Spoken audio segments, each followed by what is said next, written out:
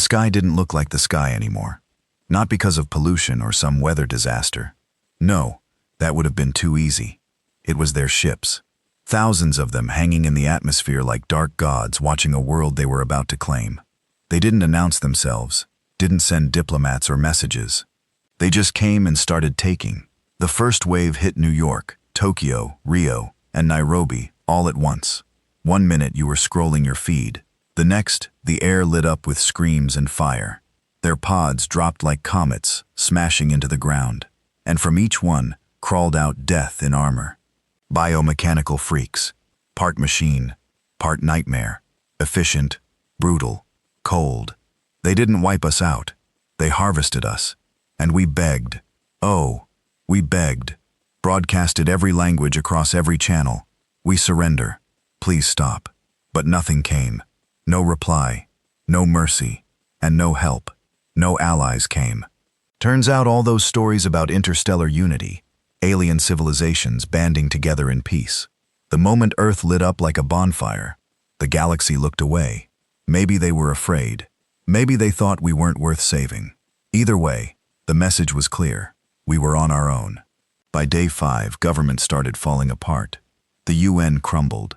The United States turned on itself. China went dark. Russia just vanished. Some said their leaders sold them out for survival.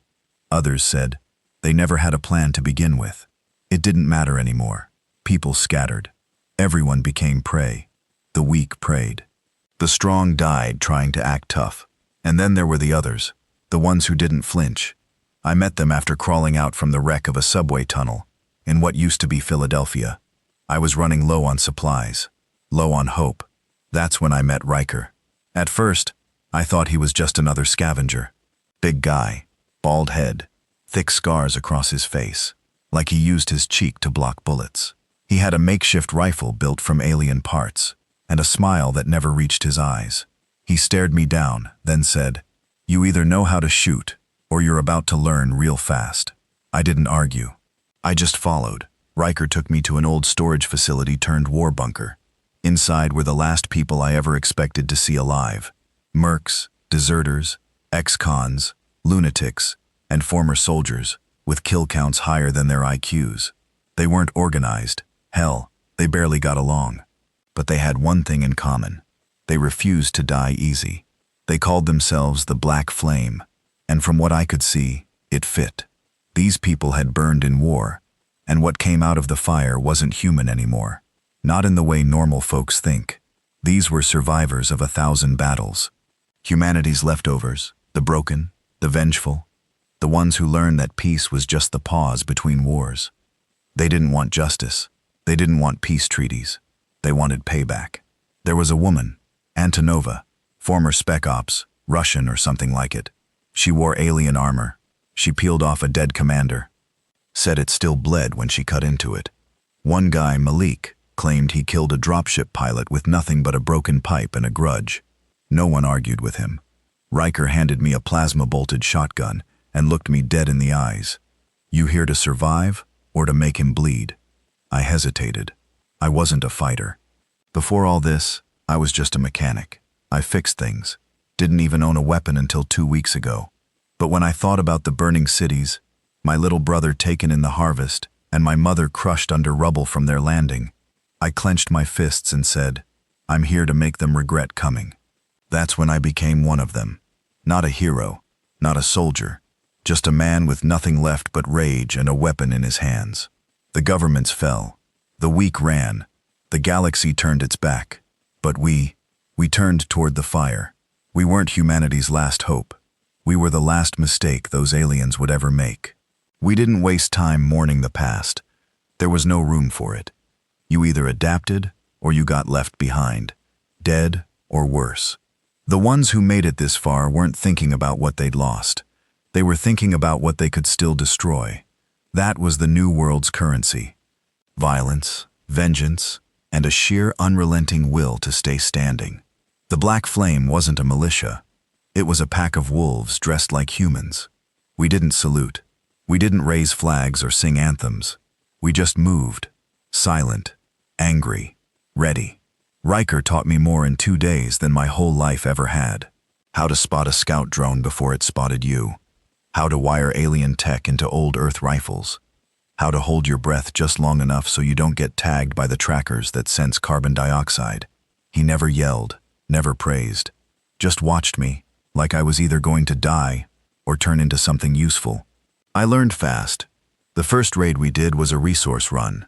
One of the smaller pods had crashed into the ruins of a shopping mall. Most of the scavengers stayed away. Too risky. We didn't.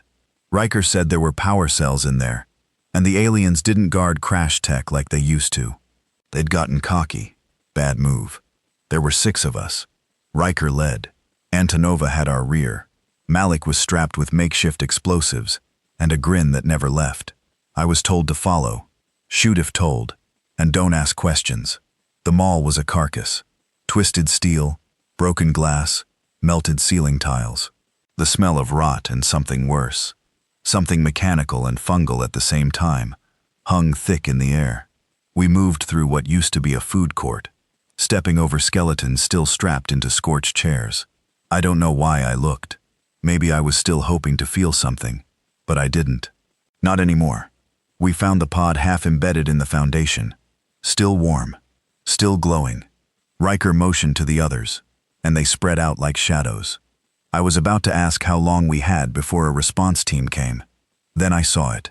A harvest drone. Big, bulky, ugly, shaped like a beetle, armored like a tank. It wasn't moving. Not at first. Then its eyes, glowing blue slits, flickered to life. I froze. Riker didn't. 3 shots rang out, not from one weapon, but from 3 different directions. The drone twitched, spun, then exploded into pieces, blue fluid spraying like a geyser. Malik laughed. Boom.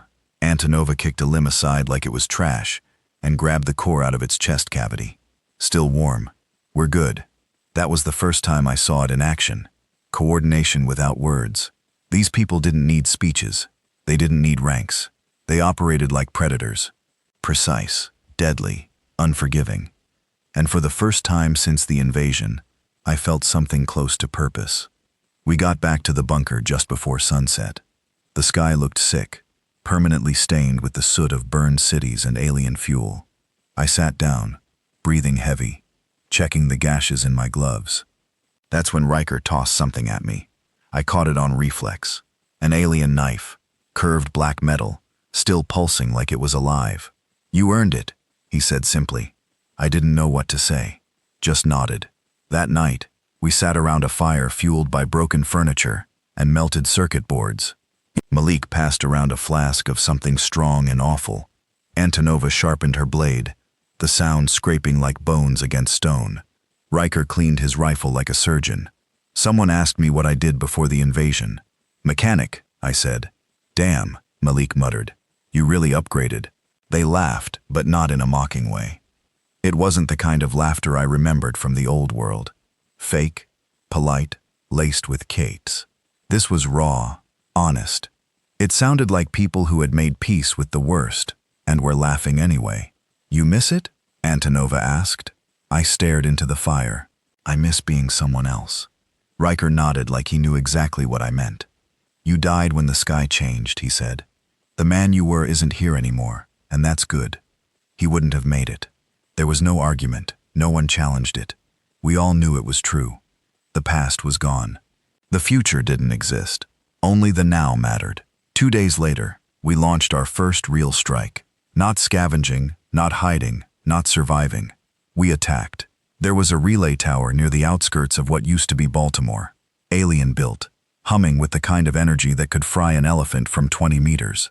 It was part of their surveillance grid, a massive system they used to map out resistance movements, track heat signatures, intercept comms.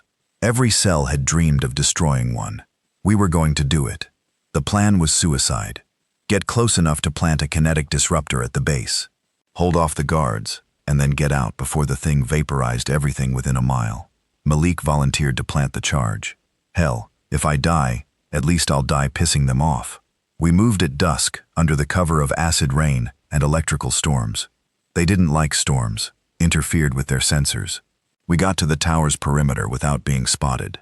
The thing was huge, black, covered in spikes and pulsing nodes.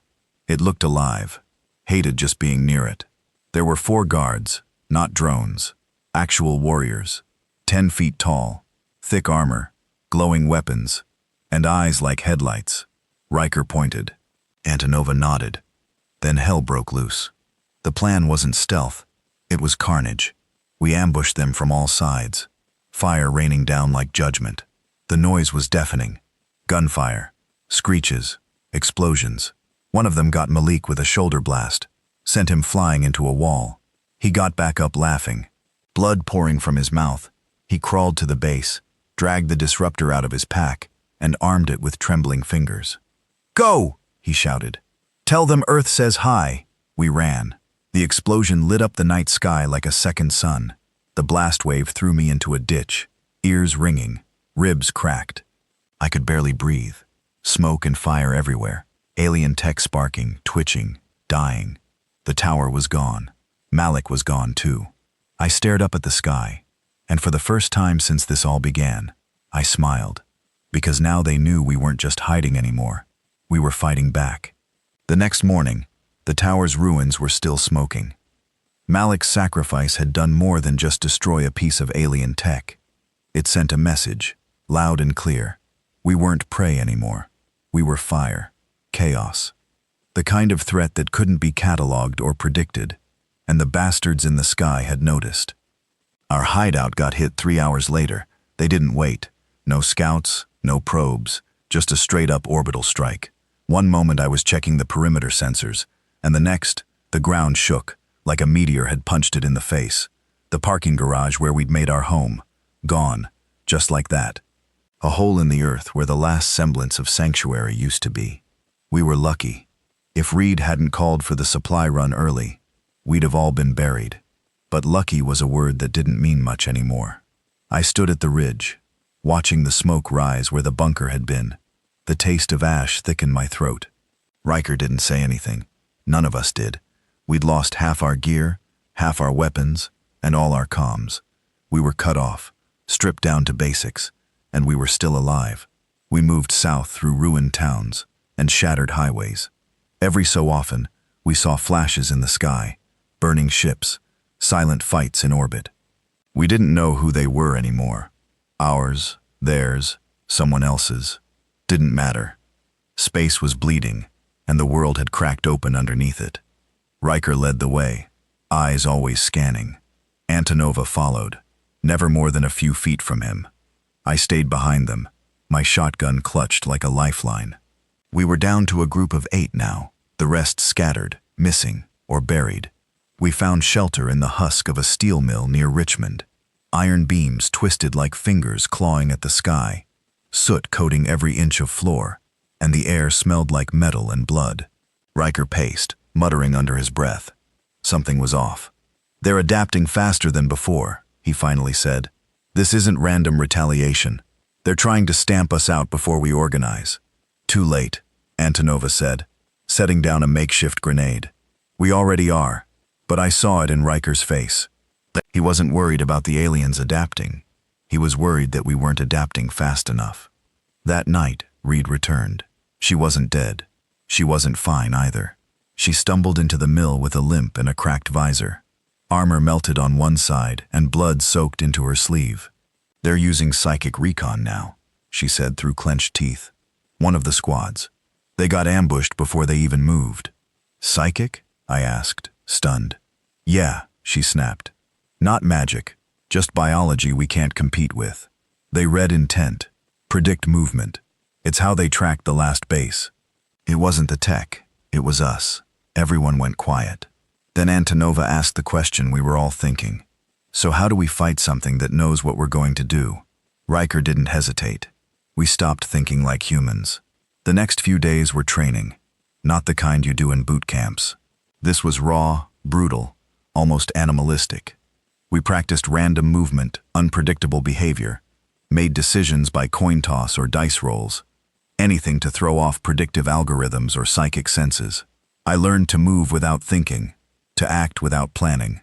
Riker called it chaotic warfare. Humans were never the smartest species. he said one night as we sat around a small flame hidden under heat-reflective sheets. But we were always the most unpredictable. That's our edge. They think in patterns. We break them. The plan that formed next was insane. So insane that maybe it had a chance.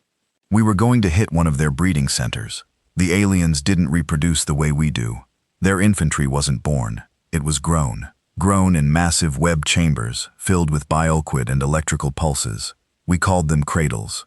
They were rare, heavily protected, and the backbone of their occupation force.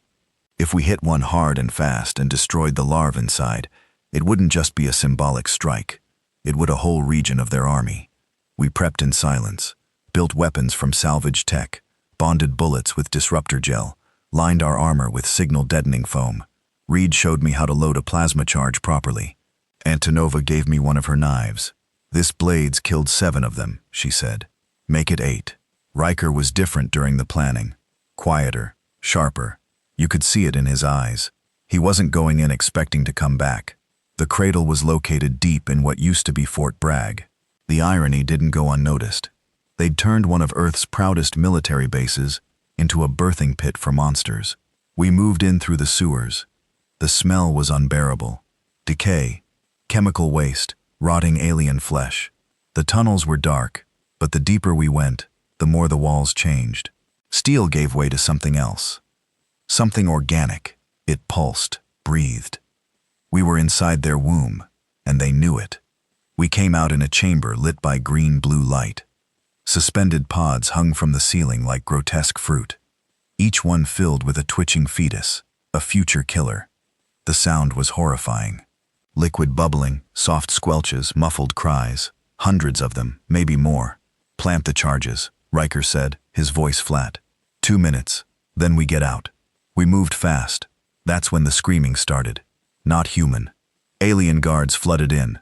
Not like before. These weren't slow, lumbering brutes. These were elite, fast, precise, armed with weapons that glowed with antimatter tips. Bullets flew. Energy sizzled through the air. Reed dropped 2 with headshot before one impaled her through the chest. She didn't scream, just coughed blood, and detonated her own grenade, taking 3 of them with her. I ran, covered Antonova as she armed the last charge. One of the elites caught me in the shoulder with a blade. I didn't feel it, didn't care, just kept firing until my rifle overheated and melted in my hands. Riker grabbed me. "Go." I looked back at Antonova. She smiled just once, then pressed the trigger. The explosion swallowed everything. I woke up in the woods. My shoulder was torn open, my ears ringing, and my leg broken. But I was alive. Riker wasn't. Antonova wasn't. Reed wasn't. The cradle gone, vaporized. I limped for miles, half conscious, until I found a resistance outpost in a burned-out train station. They took me in, patched me up, said word was spreading about the cradle, about the black flame, about humans who didn't wait to be saved. They looked at me like I was a hero. I wasn't. I was just angry. And I wasn't done yet. I wasn't a soldier. Not really. Even after everything I'd done, after the raids, the kills, the loss, I didn't feel like a warrior. I felt like a man who'd been backed into a corner too many times and learned to bite harder than anyone expected. But the people at the outpost, they didn't see me as broken. They saw me as proof. Proof that the aliens bled. Proof that their strongest could be killed. Proof that we didn't have to wait for help from the stars because help was never coming. We were the help. Word of the cradle's destruction spread like wildfire. There weren't many victories to celebrate anymore, so people clung to this one like it was sacred. Recruits poured in. Young, angry, hungry for revenge. Survivors from other pockets of resistance started making their way toward us. Some brought gear, others brought stories. One of them, a former diplomat named Kessler, told me something over a rusted-out table and a lukewarm can of beans. "They're scared of us now," he said, eyes flickering with something close to awe. "I've seen it. They're pulling their harvest lines back, replacing soldiers with automated drones. They don't want to risk more losses." I nodded slowly. Good. Let them fear us. But I knew better. The aliens weren't afraid. They were calculating, and that meant they were preparing for something worse. We didn't wait to find out what. The outpost, Nicknamed the Spine because it was built into the skeleton of an old train yard, became our base of operations. Engineers cobbled together defenses. Runners scouted alien patrol routes. Technicians modified stolen gear into weapons that shouldn't have worked but did. I trained the new ones, kids mostly, some younger than I'd been when the invasion started. Wide-eyed, shaky hands, but willing, desperate. I showed them how to hold a rifle, how to rig traps, how to disappear into the smoke when the fighting started. I told them stories about Riker, Reed, Antonova, not as legends, but as people. We fight for the dead, I told them, but we kill for the living. We called ourselves the Flame now. The black flame was gone. What remained had spread, multiplied, become something bigger. A symbol, a movement, not organized, but alive. One day, I woke to the sound of static. Not just the usual background noise, but a pulse, a coded pattern. Signal? I asked the comp. Could be, he said, frowning. Not ours. Not alien either. I leaned in, listening closer. It wasn't in any language I knew, but it was human, rhythmic, intentional, like Morse code, only faster. We boosted it, cleaned it, ran it through every filter we had, and then we heard it. 3 words repeated over and over. Help is coming. No one spoke for a while. Then someone laughed. Great. A little late, aren't they? But the signal kept repeating, and eventually, we traced it. Not to orbit, not to another planet, to Earth. It was coming from deep underground, somewhere in the Colorado wastes. That changed everything. For weeks, we'd thought we were all that was left. But this meant someone else had survived. Someone with technical skills. Maybe more. Maybe a command center. Maybe a weapon. Maybe hope. I didn't trust it, but I had to see it. So, I formed a team. 5 of us. Myself. Kessler, the diplomat with a knack for encryption. V, a sniper who used to run with a biker gang before the invasion and didn't trust anyone with clean boots. Danae, an ex-cop with a bad temper and a worse limp. And Hannah, a medic who'd patched up more people than she could count and carried a sawed-off shotgun like it was a scalpel. We moved at night, crossed burned-out highways, ghost towns, and fields filled with alien husks, places where battles had been fought and lost. We avoided their drones, mapped their movements, took out scouts when we had to. 3 days in, we lost Danae. An aerial scanner picked up his heat signature while he was relieving himself behind a collapsed billboard. It was over in seconds. A bolt of blue energy from the sky turned him into ash. No sound, no chance. We didn't stop. By the time we reached the coordinates, we were half-starved, bleeding, and exhausted. And then we saw it. An old NORAD bunker, hidden beneath a mountain, still intact. We approached cautiously. Kessler used an old access panel to plug in a bypass cable. It took minutes. Then the doors hissed open. And for the first time in years, I saw a light that wasn't from fire or plasma. Inside were people. Dozens, maybe more, wearing clean clothes, eating hot food, armed with weapons we hadn't seen in years. Pulse rifles, railguns, even prototype tech that hadn't hit mass production before the invasion. They looked shocked to see us. And then they let us in. The facility wasn't just a bunker, it was a think tank, a holdout of military scientists, engineers, and Black Ops personnel. They'd been here since day one, surviving underground, developing countermeasures, intercepting alien transmissions. They called themselves the Spine Division. And they weren't hiding anymore. They were planning a strike, a big one. They developed something they claimed could turn the tide.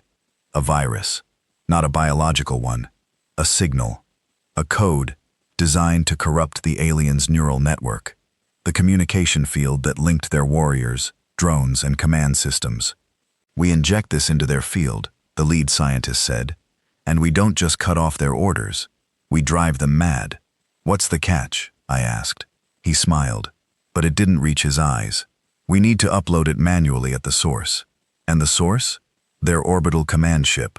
The room went silent. Getting to space was suicide. Boarding their ship, a death wish. But I didn't flinch because I remembered Malik's smile, Reed's grit, Antonova's sacrifice, Riker's last words. We were never meant to survive. We were meant to make them regret coming. I looked at the scientist. You get us up there, I said. We'll handle the rest. The hangar of the NORAD facility didn't look like anything I remembered from the old military bases. It looked wrong, twisted. Half of it was Earth aid, lined with concrete and old steel beams. The other half, alien tech, black, breathing, humming softly like it was alive. They'd been salvaging from downed enemy craft for years, slowly learning how to rewire the monster's machinery. Now, they were planning to use it against them. The ship's called Virexa, the head engineer said, pointing to a floating schematic displayed on a cracked hollow screen. It's their flagship in orbit, part command center, part neural hub. Everything they do down here is coordinated through that thing. And you want us to break into it? I asked. He didn't blink. Not break in. Upload this. He handed me a small silver device, no bigger than my thumb. It looked unassuming, but it held a virus code specifically engineered to corrupt the alien hive mind. Not just disable it, but unravel it. Disrupt the very thing that made them coordinated, intelligent, and efficient. Turn them into what we used to be, disorganized animals in the chaos of war. You put this into their neural core, and their entire communications web collapses. Ships go dark. Squads lose purpose. Drones wander without orders. We level the playing field. I stared at the device. It didn't feel like a weapon. It felt like a promise. The problem was getting up there. The aliens had total orbital control. All Earth satellites were gone, and no working spacecraft had made it off the surface in years. But the Spine Division had a secret, one they'd been working on since the first month of the invasion.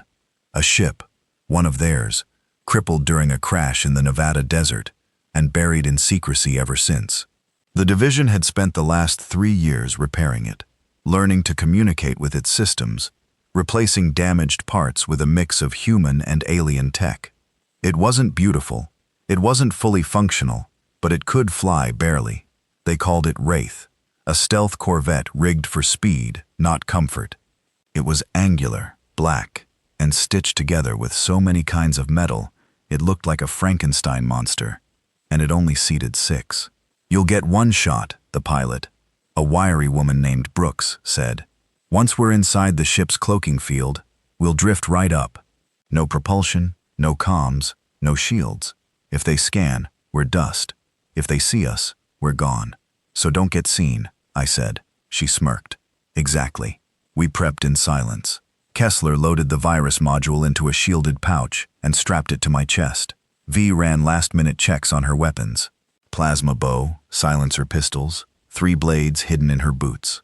Hannah packed the last of the medkits and explosives. We'd brought in one more for the run. Reyes, a demolition expert with cybernetic implants running down the side of his skull. Ex-Marine still had the discipline, none of the optimism. We launched just after midnight. The sky looked dead, a black void with pinpricks of light. But no stars shone the way they used to, just broken skies and drifting debris. Wraith lifted like a ghost, silent and smooth, disappearing into the clouds. No one spoke during the ascent. It was too real now. Every second, every breath, it felt like the last. Atmo burned away an orange flame as we crossed the edge of space. Weightlessness settled in. Everything floated. Loose straps, sweat, fear. The silence out there wasn't peaceful. It was oppressive. And then we saw it. The Virexa. A beast of a ship stretching for miles, covered in spires and antennas, with pulsing veins of red light across its surface, like some kind of deep-sea creature. It didn't orbit. It hovered unnaturally still, like it didn't obey the same physics we did. Brooks slowed us down, engaged the drift mode. We floated, silent, powerless, invisible, like a speck of dust moving through the air, hoping no one would breathe the wrong way. The ship grew larger and larger in the viewport. I felt my heartbeat in my neck, my fingertips, my teeth. When we reached the underbelly docking hatch, Brooks whispered, "We're in." We exhaled as one. Inside, the Virexa felt like a cathedral of bones. Everything was black and organic.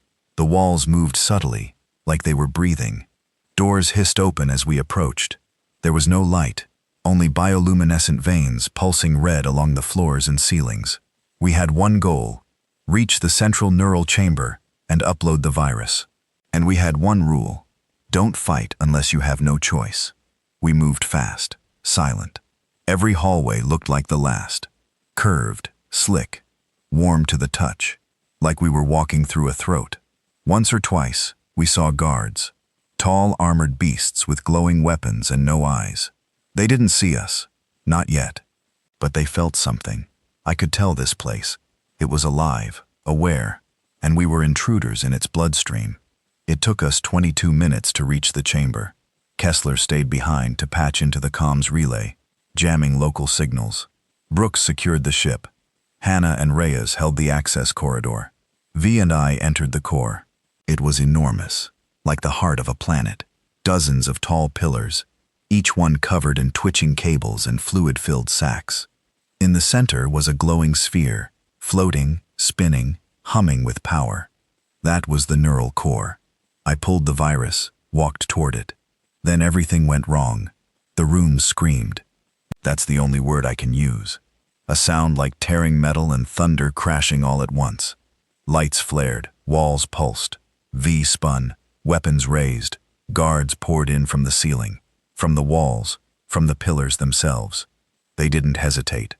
V went down firing, blades flying, energy bolts searing through flesh. She took 5 of them before one drove a spear through her stomach. She didn't scream, just spat blood, and detonated a mine at her feet. I ran. Everything became a blur. Blood, fire, screaming alarms. I leapt toward the core, slid the virus into the port. Then darkness, not sleep, not unconsciousness, just everything vanished. When I opened my eyes, I was floating in a white space, and something was watching me. Not a creature, not a shape, just presence. It spoke without words, pressed into my brain like cold hands. Why do you fight? I clenched my jaw. Because you tried to end us. You cannot win. You were never meant to. Maybe not, but we can make you bleed. Silence. Then a whisper. We see you now. And then nothing. I woke up on the floor. The ship was shaking, screaming, literally screaming. The virus had worked. I staggered to my feet, ran, found Hannah, dragging Reyes through a collapsing hallway. Kessler was already dead. His neck snapped, blood floating in Zerog. Brooks was shouting over the comm. Get to the ship. We're losing the cloak. 5 seconds until they fry us. We sprinted. Gunfire behind us. Explosions ahead. The floor collapsed beneath Reyes, and he fell into the dark, still firing upward as he vanished. Hannah pushed me into the hatch. Brooks launched the moment we were in. The Virexa behind us began to tear itself apart. Plasma fires erupting from its hull. Drones spinning in circles. Guards fighting each other. Their hive mind was broken. We didn't win the war. Not yet. But we'd burned their heart. And now they were going to feel what it was like to be human. To be angry. Alone. And absolutely ruthless. The Virexa burned like a second sun in the sky. We watched from the upper atmosphere as it tore itself apart. Spires crumbling. Energy veins rupturing. Alien vessels drifting away without purpose. A few tried to flee. Others collided mid-flight, spinning wildly into debris fields. The once perfect unity of the enemy was now pure chaos. I sat slumped in the co-pilot's chair, blood soaking my jacket, ribs cracked and head pounding. Hannah was beside me, wrapping a pressure bandage around a gash in my thigh. Her hands didn't shake. They never did. Even when everyone else was screaming, she worked like she'd been born in the apocalypse. Brooks was focused, guiding Wraith back toward the planet's surface. Her voice was calm over the comms, but her eyes were tight. She knew what we all knew. We weren't safe yet. As Earth's curve grew large in the viewport, we saw the scale of the devastation. From space, the planet looked like it had been burned in patches. Cities were nothing but charred scars. The oceans shimmered with wreckage. Entire forests were gone. Storms churned violently over poisoned coasts. But there were lights, sporadic, small human survivors, fires of resistance. And now they weren't just surviving. They were watching the sky with hope, because something up there had exploded. We had made them bleed, and the rest of the world had seen it. We touched down in the Colorado wastes. 20 kilometers from Spine Division. The Wraith's hull was cracked, her systems fried from the electromagnetic backlash of the virus's detonation. She wasn't going to fly again. We buried Reyes under the open sky, marked his grave with a piece of Virexa plating. V and Kessler had no bodies to recover, but we left stones for them too. No speeches, no tears, just names etched into the steel. A promise that they'd be remembered even if the stars turned cold. When we arrived back at Spine Division, the place erupted in movement. Word had traveled faster than we had. Resistance bands had picked up alien transmissions. Confusion, failure, panic. For the first time in years, Earth had dealt them a wound they couldn't cauterize. And humanity was rallying. They came from every direction. Tattered survivors, ex-military units, hidden scientists, even kids with bolt rifles and scrap armor. They poured into the mountains like a tide. They didn't care who led. They only wanted one thing, a chance to strike. I stood before them that night, still broken, barely able to breathe without pain. They asked for a speech. I didn't give them one. I gave them the truth. We're not special. We weren't chosen. No gods came to help us. The stars didn't send reinforcements. We were meant to die quietly, like the other planets did before us. But we didn't. I looked at their faces, tired, scarred, angry, ready. We bled. We lost. And we adapted. We became ruthless, clever, merciless. We learned what the enemy fears. A pause. They don't fear strength. They don't fear weapons. They fear us, humans. I lifted my shotgun, because we don't stop. The sound that erupted was unlike anything I'd heard before. A roar, made of fury and pride, desperation and vengeance. It echoed off the mountains like thunder. War drums made from bones and broken helmets. We were done hiding. The alien response wasn't immediate. They didn't have the coordination anymore. Their units were scattered, disconnected, malfunctioning. Some just shut down. Others turned on each other. But they weren't finished. Not yet. Their fleets still hovered. Their ground troops still stalked ruins. But now they weren't facing a few scattered cells. They were facing us all. What followed was a different kind of war. We called it the Ash Months, a span of chaos where the entire planet became a battlefield. Guerrilla strikes erupted in every region. Rogue human bands struck convoys with explosives strapped to motorcycles. Underground tech labs turned air conditioners into signal disruptors. Entire cities rigged their ruins with traps. The flame had spread. I moved between zones, sometimes with Hana, sometimes alone, training new groups, delivering supplies, helping them hit harder, think smarter. We weren't fighting to win anymore. We were fighting to make them suffer. They adapted, of course, tried to reorganize, introduced new species, creatures built more like humans, capable of limited autonomy. They still failed. Why? Because we were mad now. Mad in a way they couldn't process. We didn't value life the same way they did. We didn't protect cities. We booby-trapped them. We didn't retreat. We collapsed buildings on ourselves to take them with us. We didn't fight fair. We fought like ghosts, demons, a species that had already lost everything, and so had nothing left to fear. There was one moment that stayed with me. A refugee boy, 12 maybe, came up to me outside what used to be a church in Mississippi. He wore a helmet too big for his head and carried a rifle he could barely lift. His face was sunburnt and his shoes didn't match. "You really broke their sky-hip?" he asked. I nodded. He looked up at the clouds. "My dad said humans were weak," he whispered. "That we'd lose. That we should give up." I crouched beside him. "What do you think?" He smiled, shy but fierce. "I think they made a mistake coming here." I gave him a piece of scrap metal from the Wraith. Told him to carry it always. He did. Last I heard, he became a scout leader on the Western Front. That's how we grew. Not through orders or structure. Through stories. Through fire. Through fear. Because by then, the aliens had a word for us. A name they transmitted in corrupted frequencies. Sutari. It meant the unrelenting. The broken flame. They'd come expecting slaves. They'd found monsters. And now they were burning in their own war. One day, a strange signal pulsed through the comms grid. Clear, precise, not alien. Earth resistance. This is Relay Station Theta from Orion Expansion Protocol. We received your distress call. Pause. Reinforcements are en route. Estimated arrival 7 months. We stared at it. The stars had finally answered. Late. Too late. I laughed. Not from joy, from realization.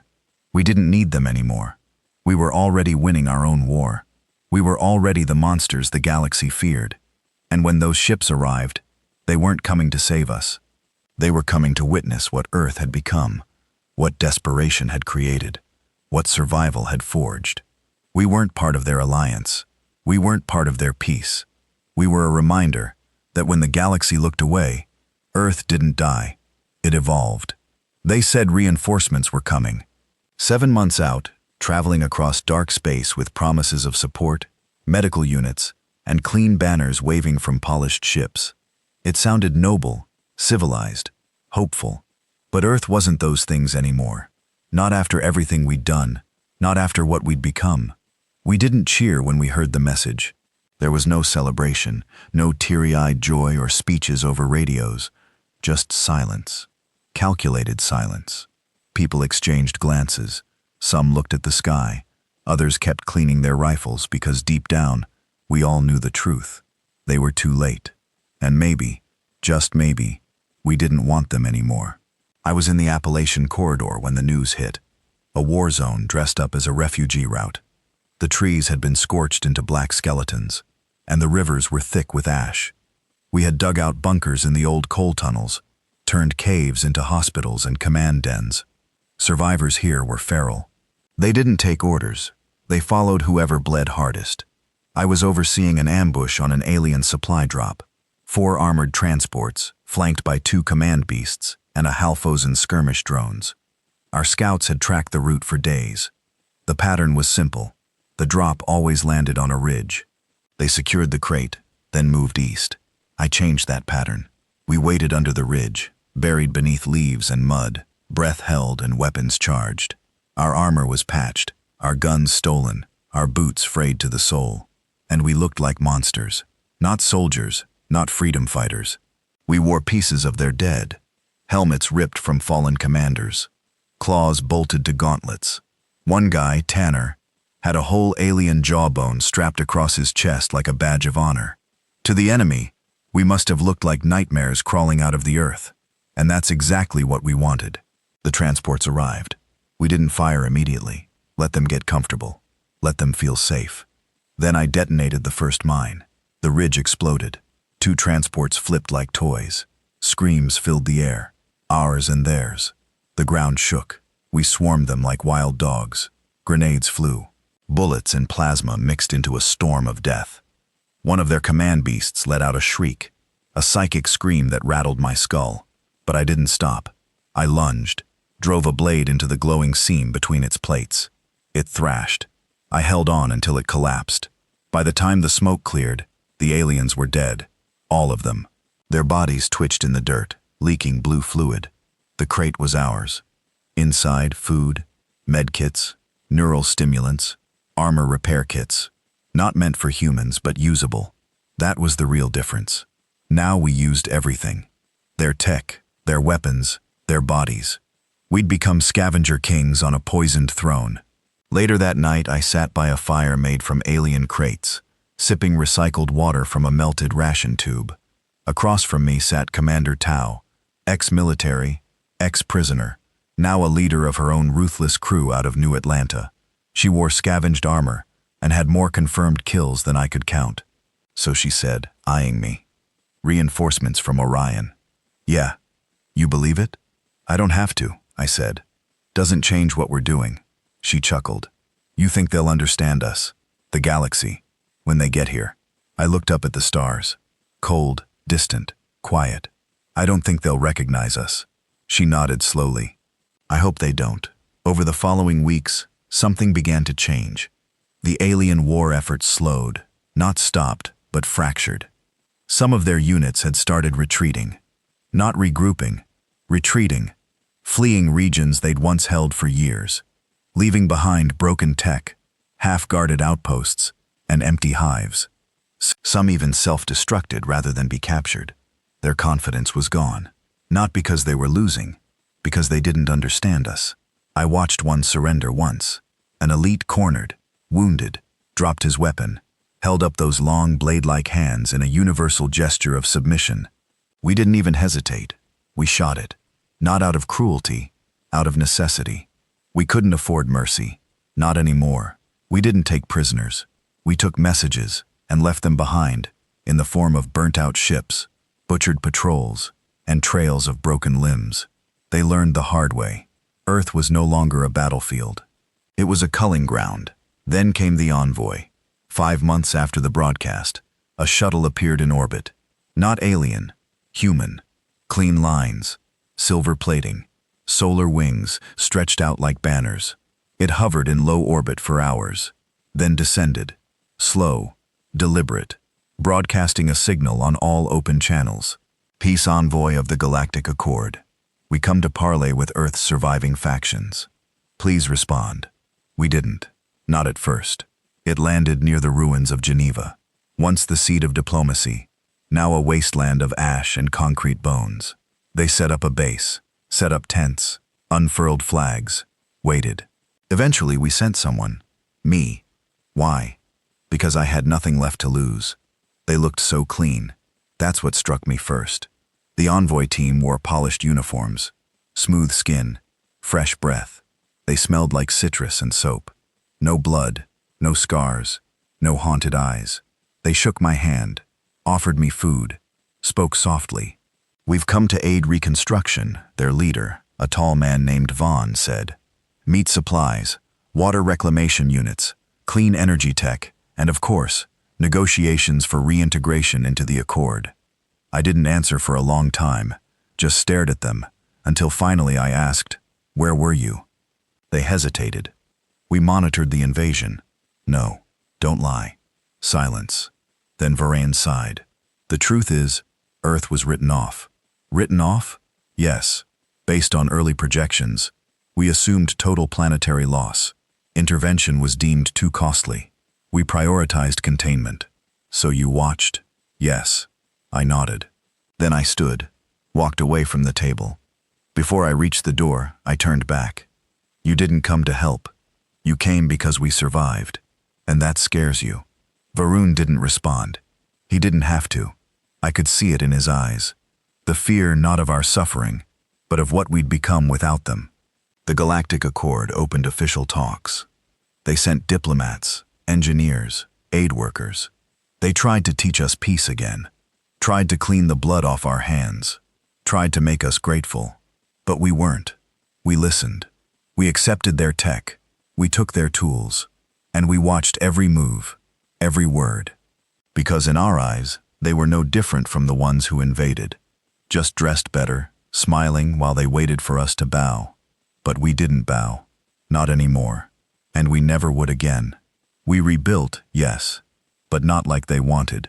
We didn't restore cities. We built fortresses. We didn't disarm. We reforged. Children trained before they could read.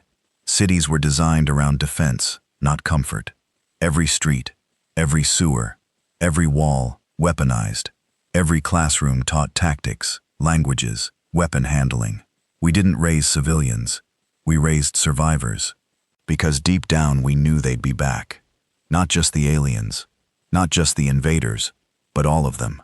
The ones who looked down on Earth. The ones who watched us burn and called it a loss on a spreadsheet. They were afraid of us now. Because we weren't victims anymore. We were unforgiving.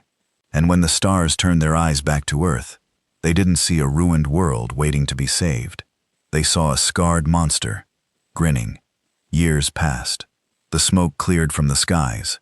But the ashes remained, embedded in the soil, fused into concrete, powdered into the lungs of every survivor. No matter how much the Accord scrubbed and sanitized, Earth never went back to blue. And we didn't go back to being human, not in the way the galaxy remembered us. We had changed irrevocably. The war never truly ended, not in the minds of the people who survived it. The aliens, the invaders, were gone. What was left of them retreated to the stars, fractured and leaderless. A scattered swarm, without a queen. The neural collapse we'd inflicted had shattered more than their military coordination. It had shattered their belief in dominance. The creatures that once harvested our cities now feared the dark, feared static on their radios, feared the sound of boots crunching bone and soil. But in peace, another war began. One of ideology. The Accord tried. To their credit, they tried harder than I thought they would. They sent engineers to help us purify water, terraform the scarred landscapes, and rebuild infrastructure. They offered medicine, education, diplomatic relations. They brought stories from the galaxy, tales of flourishing planets, united species, harmony, and we listened. But not out of gratitude, out of caution. Because every offer, every handshake, every carefully worded treaty came with a subtext. Change back. Change back into something the galaxy could stomach, something polite, something domesticated. They wanted Earth to heal, but healing to them meant forgetting. And we couldn't forget. Not the screams under the rubble, not the bodies burned into the pavement, not the silence that came when we begged for help and no one answered. We had buried our dead without eulogies. We had named our children after fallen comrades, not saints. We had survived without gods, without saviors, without approval. And now that the stars had returned, we looked up with eyes that no longer sought acceptance, only respect. I was appointed as a representative of Earth during the Accord's first planetary assembly after reintegration. I refused the title of ambassador. I wasn't there to make friends. I was there to remind them. The assembly took place on Lara 7, a crystalline planet with floating cities and towers of light. Their politicians wore robes that shimmered like rain. They spoke with perfect posture and smiles made for diplomacy. I arrived in my patchwork armor, still scarred, still limping, still wearing a knife made from the bone of a dead invader. They ushered me into a chamber filled with hundreds of species, some with feathers, others with scales, some with no eyes, speaking through color and scent, all united under the Accord's ancient doctrine of peace. As I took my seat, the murmurs began. Is that him? One of the Earth commanders. They say he destroyed the hive ship himself. I let them talk. When it was my turn to speak, I stood and said only one thing. You let us die. Silence. Not a single delegate responded, because they knew. I scanned the room and continued. Your treaties mean nothing. Your apologies mean even less. We're not here because of your kindness. We're here in spite of it. An alien with silver fins and 1,000 blinking eyes raised its tendrils. And what is it that Earth seeks, if not redemption? I smiled. A slow, humorless thing. Earth doesn't seek redemption. We are the consequence. I left the chamber before they could respond. I wasn't there to negotiate. I was there to warn them. The resistance never disbanded. It became our government, not in structure, but in mindset. The people who had fought and bled for scraps of freedom became our builders, our leaders, our teachers. Their memories shaped the next generation. Children grew up learning survival before arithmetic, strategy before poetry. They were taught how to kill before they were taught how to kiss. It horrified the Accord. They called us a warlike civilization, with destructive social values. They held debates about isolating Earth again, but they were too afraid to follow through. Because the last time they turned their backs on us, we rewrote the rules, and they knew we could do it again. They sent sociologists, therapists, mediation specialists. They wanted to understand our trauma, but trauma was too small a word for what we carried. We didn't want to be understood. We wanted to be left alone, or if not alone, respected. And if respect had to come through fear, so be it. There was a saying in the camps, when Earth cries, the stars tremble. We were no longer the overlooked species on a backwater rock.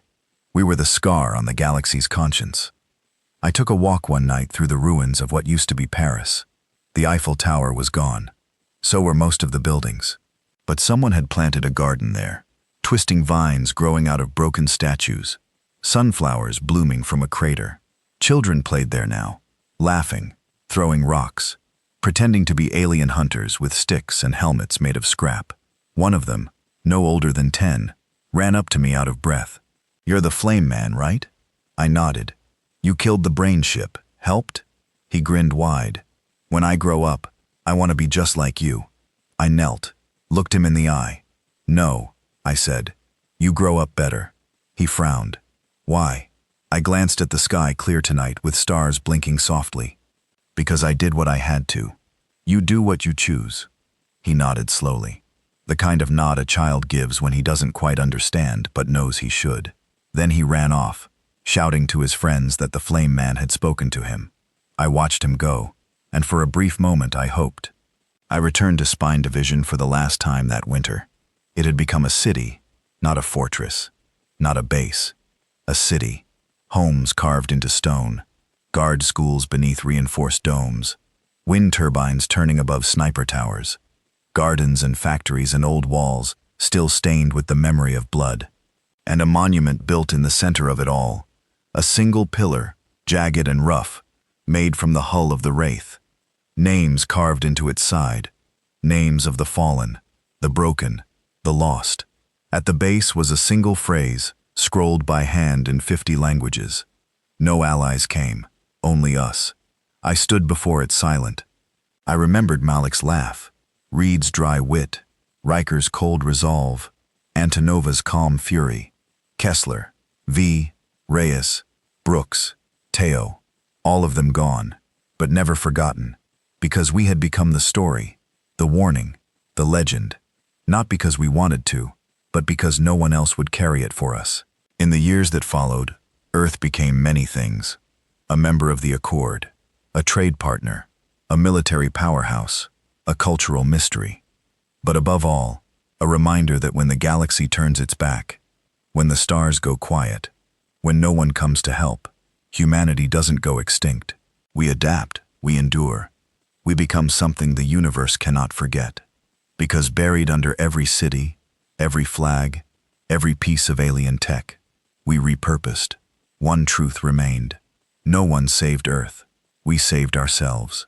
And the next time the galaxy needed help, they knew better than to ask us with open hands and pretty words, because we would look at them the same way we looked at our invaders, not as victims, not as allies, but as the next lesson, the next scar, the next war.